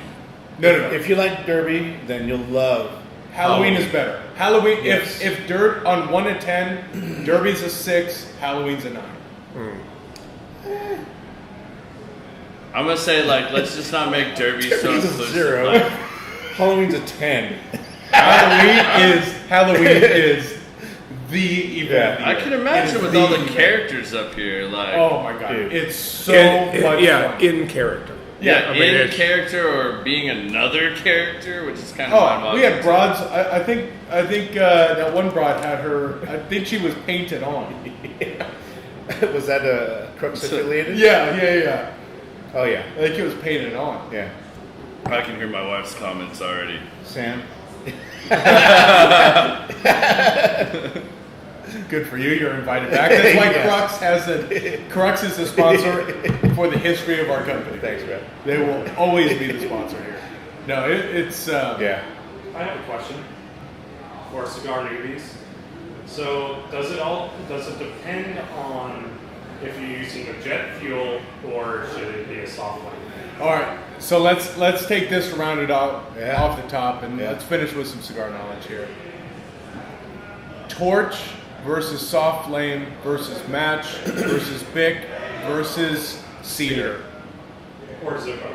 or never a Zippo, Why that? because the fuel is super dirty. Yeah. Never use a Zippo. Yep. So Zippo and Bic, same thing. Disagree. In my opinion. When you're traveling though, and you have Bic, no choice. Bic. I'd go Bic. In my go car I Bic. have a Bic. So what's the fuel in the Bic though? Butane, regular butane, What's in the Zippo then? kerosene. Actually, I don't know. I'm full of shit, but But it smells like kerosene. it It Burns does like have that kerosene. smell. Yeah. Let's figure But out I what have that a is. Zippo that I did the little interchange thing and Yeah, if you go old school original Exchange, Zippos. I know what Yeah. you're saying. You can do that. You can buy that conversion kit. yeah. Yeah, I mean, you can do that. I'll figure out what's in Zippo fuel. For me, I really don't have a preference. If I'm outside, I'm gonna use a torch. Yeah. If Torch yeah. just makes it easy. It doesn't Torch matter makes where it you're at. easy, but I'll use a Zippo no problem. Torch is the easiest way to go. Zippo just says lighter fuel. And then Yeah. in Spanish. Made in Vietnam will blow up anything. Have you been to Hackfest? Yes, Hackfish was a lot of fun. Little weird Dude. putting with what I thought was Brandon's leg. That was really weird. That It was, was- it that was was his his leg. old leg. And then the turds all over the one green. Yep. Very weird. Is that But where- it was Those a were ton of Baby fun. Ruths. But we first met? Is that where we first met? Yeah, that's where we At first the- met. Cause yeah, you had we did you had the the golf awesome ball. badass gun The cannon. ball launcher. So to answer Brad's question, Yeah. torch, I prefer a single beam because every once in a while, like this one, I would need to touch this up a little bit to keep that edge burnt right. But you can toast I think the these are foot awesome. better. Ooh. He's also got like the katana So blade this over there to this cut I the would just cigar. I just need to touch up that little edge right there. I always use a single beam. Yep, I I'm a love the huge fan of single beam. Yeah. I'm a fan of that like $30 long awesome. lighter that you guys sell here. the little That pencil? thing can be thrown off a building. It can be dropped in water. It can be whatever, and that damn lighter still lights. And And it- it refills. And it super holds like easy. it holds like you're lighting with a cigar. Yeah, I and, mean, and you it's can awesome. light several cigars on one charge. It's not like some of these that $200-300 Calibris and stuff that you literally can light one cigar and you're refilling the damn thing. Yeah. Like that really annoys me. Now cedar is a nice treat. If you get Yeah. a nice cedar strip, now some people get confused. They take a strip that's so big, and they'll light that cedar. But the best thing to do is to snap that in half so it makes a V, Yeah. and light that. And then once that flame gets up there, just hold that cigar and just pull and light that. But then Long, let it. slow draws. Then drop it in the ashtray, and then the room just smells with that burnt cedar That's- smell. I'm not to learn it's- this trick. I that's- don't that's know this ultimate. trick. Yeah, Do that. I wish I had Yeah, light I with don't know. cedar. I don't know that trick. And in Indoors, theory, you're pulling yeah. you're pulling that cedar aroma into the cigar. So there's that theory. Soft flame. Some people like soft flame. I have a tendency to puff when I'm using a soft flame, Yeah. and I blow it out. So there's one lighter that DuPont just came out with that is a soft flame, Yeah. but windproof. So you can literally blow on it and it doesn't go out. But I think So it's only about that's- $1,000. No, that All one's of not. That's only about 400. I mean, Really? this guy's That's got what- $1,000 cutters that like ninja stars and stuff in here. It's insane. They Like, have up one that's my game. they have one that's made out of shark fin.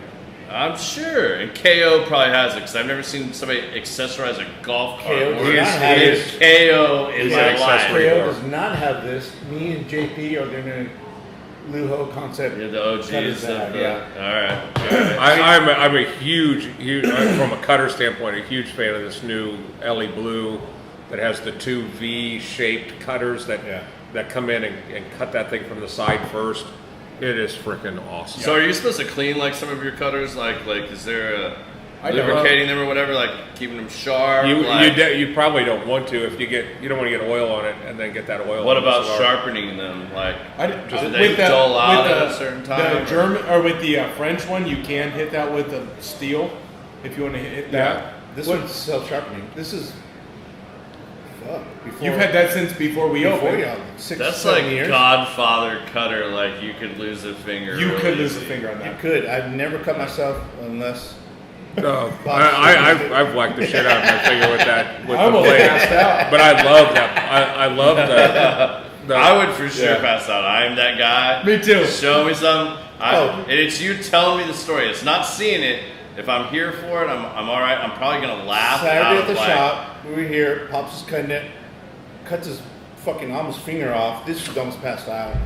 He's Yeah, got- I just all I do is have my Yeah. hand out and go, JP, Yeah. fix it. And JP's fixing No, it Byers off. Or fixed Byers is fixing Yeah, it yeah. off screen. But I was having an upper respiratory deal and I took some medication. So I had zero sleep. It bumped me up so much Sure, that 3 days. I had next week. zero sleep. And I came in and I was just like punch drunk because I had been awake for Is that like where the 24 walk came hours. from? No, the Sasquatch. That's a Sasquatch Tribute. encouraged tribute All right, walk, all right. and the Sasquatch Sasquatch was behind that? Sasquatchs are getting better, and this week's is going to be awesome because Begley is in. So She's in. yeah, and we got the prop. We bought the prop. I got in on my punching boards. Oh, so we can do that next But week. next week, yeah, the following. Okay, so So the I next have a couple- question for you guys. The next one will be awesome. I think this will be good for cigar newbies. So you guys asked me this stuff about bourbon.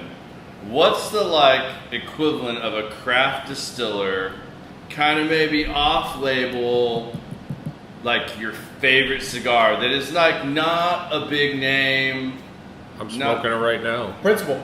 Principal. Principal. KBF is Kellner Boutique Factory. They may have the most tobacco in the Dominican, but it's all small batches of really high-end tobacco. Really high-end stuff. That's so awesome. That's my they favorite. can get Yeah, access. Principal, They yeah. can get access to some of these tobaccos, but then this cigar has changed in its ultimate blend because they'll exhaust the wrapper that they may have used on it. Yeah. So then it never goes backwards. And the other thing too that I appreciate about this versus a lot of blenders is Darren blends to the size. So it's not one of these, two of these, and one of those, and you just do it in the Robusto and the Toro and the Gordo. This, they blend to the specific size of the cigar. So every blend may be different, but it's all falls underneath this Aviator umbrella. But Okay. that factory is the ultimate in just What about you? gems everywhere. What about you, Adrian? I mean, there's so many cigars here, but I'm smoking the cigar German engineered. Oh, Yeah. To my fingers burn. See, my only thing I did not like about the German engineered cigars was I hate having to relight a cigar constantly. That's our fault. And Yeah. I We had that's the the cigar only too, that's the only experience I've ever had with that happening consistently. I need to I go get back it. to it, but I also watched Chris die trying to outsmoke Elliot on the Crux, yes. that Exactly. long German cigar. That's our fault. We put that cigar out too early. We were too excited.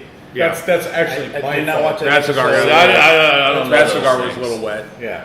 Yeah, No. yeah, that was my fault. When And I what do watched- you guys? I have one more. What is your guys' what do you guys think between your acrylics and stuff like that? What is the ideal humidity you should be keeping your cigars at smoking? And whether you're going to be smoking those outdoors or indoors, because a lot of us play golf and smoke, Yeah. so it's just smoke on the patio, or versus what you have in the lounge. I know what's in my locker is pretty set. Yep. I don't have any of the other issues, but sometimes taking them out of an acrylic Yep. No, to go I play was- golf or something and So, throwing them in something. We've been testing this, Yeah. and I have cigars in my truck to continuously test how long outside of a humidor can it last. Yeah. About 2 weeks is where it can last. But to me, I don't really give a shit. To be honest, if it's in that 62 to 72, it's gonna smoke fine. Okay, if you're so taking care of it, outside of that is what you don't want. So anywhere in there, you're okay. yeah, anywhere in there. That's Yeah, a long- my humidor at the house is 63.7%, and it's typically about 70 in that room. So 63%, is what I keep it at, because it only takes 15 to 20 minutes for the cigar to acclimate to the outside. So if you're so the cigars at the house, I smoke outside. So you go outside and it's 85 degrees and 70% humidity, the cigar is going to acclimate to that quickly. When you're out on the golf course, it's going to acclimate. So I'd rather have a cigar that's drier, that is going to come up to that level, rather than having a cigar that's too wet, 70, 72, and then it's going to get wetter. And when it gets wet, that's when you have the lighting issues, the drawing issues, the charcoaling, and all the why things do they that... sell all these higher end Bovita packs and stuff that keep I you see. up there in the 60, Because it's high shitty 60s, humidors. 70s? Shitty humidors. Yeah. If You you're get bleeding humidity, you have to compensate. Yep. So 72, I use 72 in my humidor. I have acrylics at the house, but Think about what you would, if you had all your windows open in your house, how much lower you'd have to set your air conditioner just to keep it cool. Yeah. So it's the same thing. These humidors leak. These guys get this cheap shit that Cigar Bit or CI will include with the purchase of 40 cigars for $40. And those humidors, they leak like crazy. People don't season their humidors. Yeah. You got to soak them with distilled water. There's a lot of things that have to be done in order to get those humidors right. Once you get them right, like I just did, I'm doing a test, an analytical test, and is that your humidor? Yeah, You have the put up Gobi? my acrylics. Yeah, the Gobi. So Gobi? like one Yeah. of them sits at 66.6. Oh, perfect. The other's at 70.7 though. You're fine. You're all right. Yeah, Smoke so 'em. but they sit side by side. Like, why are they so different? Both acrylic. The two that I've Is got. one's on top of the other? Nope, they're side by side, flat on the bar. how many cigars in each? They're full. Okay. Both of them are absolutely full. Yeah. You might have some cigars that are wetter in there, that are creating more humidity into the cabinet. Different tobacco types. But yeah, some So some will should you be sponge. separating them more? no, smoke. You're Smoke. you're in a good range. Okay. But I used the Gobies that I did a Gobi. I had two Bandolero boxes identical. I put an Integra Boost pack in one, and I put the gel beads. You know, these guys that buy these gel beads, put those in the other. And after 30 days, there's no cigars in there. But after 30 days, my 60 or 70 pack, 70%, it sits at 70. The other one's down to like 59. So unless you're constantly reloading and reloading and reloading, filling that with distilled water, it's an issue. But I know a lot of people shoot for 70. The simple fact of the matter is, and we're going to actually do a whole show that we're going to have Aaron Clausen here talking about relative humidity, because there's a difference between humidity and relative humidity, and outside temperature really impacts the box as well. So we want to try to make this complex thing easy, but people I think are probably surprised that I'm running below 64%. But at below 64, I go sit outside. 20 minutes into the cigar, it's still burning perfect. It's getting a little bit more humidity in it. Yeah. Golf course, things like that. See him already up. Where do you keep your cigars in your truck? In the holder. In plastic? No, I just leave them open. I leave it wide open. So Rovers, in the center console, we have a little fridge, and you don't have to turn it on. The fridge. Not whatever. everybody has Rovers with the fridge and the console. I'm just Some saying. people have fucking ridge lines. If you have a ridge line, whatever. But I was thinking about like Put them in. cedar lining that. Fuck the cedar line. Just Yeah, put you it need in them there. in there? Put them in You there. don't need Now, to. keep in mind, if Yeah. it's refrigerated, relative No, no, humidity I can shows. the refrigeration I can turn off. Oh, turn it off, So because the throw 'em in lower the there. temperature, the less humidity the air can hold. I'm gonna throw Gobi in there, Yeah. and then just kind of Put it in there. See what- I mean, see honestly, what it registers. 2 weeks, especially for something that you're gonna smoke in the truck, Yeah. you don't need a perfect performing cigar. I just want a cigar that I can just fire it up. If I hit traffic, cool. I just Mobile don't want cigar it lounge. blowing out. No, That you're gonna get the sucks. blowout from over humidified, not under humidified. Okay. Because that humidity on the inside, as you're What's 70 expanding G's. it? Exactly. I got you. Exactly. What I do at the beginning of the week, I know what I'm going to smoke. I put it in here. No humidification. I'll take it out of the whatever I have. And I got all of them. I got the acrylic. I have the fucking wood. I have the what's the little fridge thing. Yeah. And I'll take them out, put them in here. No humidification. humidification and just smoke them. Legal. Yeah. You know what works insanely well for aging are those ceramic jars that Byron has. Yep. I've got the Playboys by Don Diego in there and a few cigars.